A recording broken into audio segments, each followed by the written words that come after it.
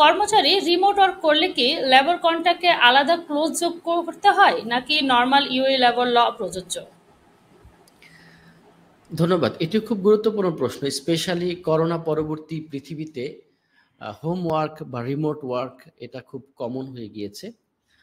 আরেকটার সাথে বলা যেতে পারে যে গ্লোবালাইজড ওয়ার্ল্ডে ইন্টারনেট এবং বিভিন্ন প্রযুক্তির উৎকর্ষ সাধিত হওয়ার পরে ফলে যেটা হয়েছে যে আহ, ব্যক্তি কোথায় অবস্থান করছে এটা বিবেচ্য হচ্ছে সে কিভাবে তার ইন্টেলেকচুয়াল যে এক্সপার্টাইজ আছে সেই এক্সপার্টাইজটাকে হায়ার করে দুই পক্ষই বেনিফিটেড হচ্ছে।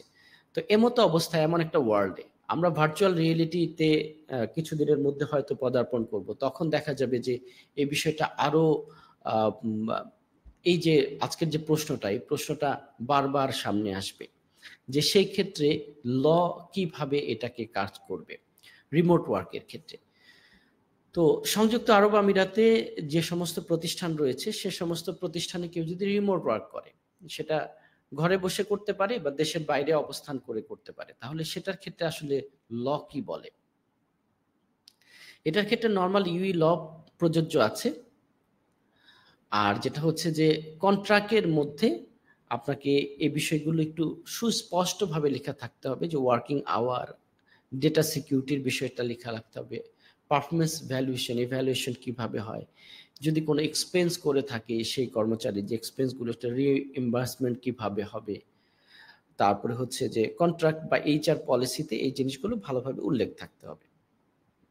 লেবার কন্ট্রাক্টের মূল স্ট্রাকচার যেটা আছে সেটা অপরিবর্তিত থাকবে, ঠিক আছে, বাট রিমোট ওয়ার্ক বা স্পেশাল টার্ম যদি লেখা থাকে তাহলে ফিউচার ডিসপিউটটা এই ক্ষেত্রে আপনার এড়ানো সম্ভব হবে।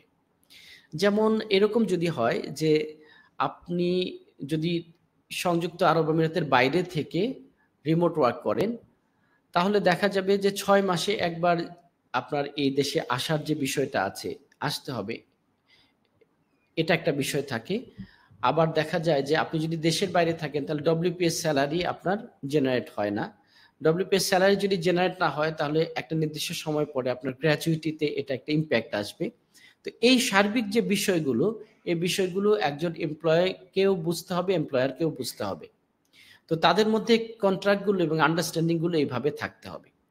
আর আমি ব্যক্তিগতভাবে বিশ্বাস করি যে সামনের যে সময় আসছে সেই সময়গুলোতে লেবার কন্ট্রাক্টে এই বিষয়গুলো আরো ক্লিয়ারলি মেনশন থাকবে এবং এই বিষয়গুলো যথাযথ যে ব্যবহার বোথ দ্য পার্টি মানে উভয় পক্ষের বেনিফিটের জন্য ব্যবহৃত হবে। তো এই জন্য আমি যেটা বলবো যে আপনারা যারা এমপ্লয়ি আছেন এমপ্লয়ার আছেন এই বিষয়গুলো যদি রিমোট ওয়ার্ক করেন তাহলে নিজেদের মধ্যে বোঝাপড়াটা সঠিকভাবে করে নেবেন নলেজ এবং জ্ঞানের আলোকে।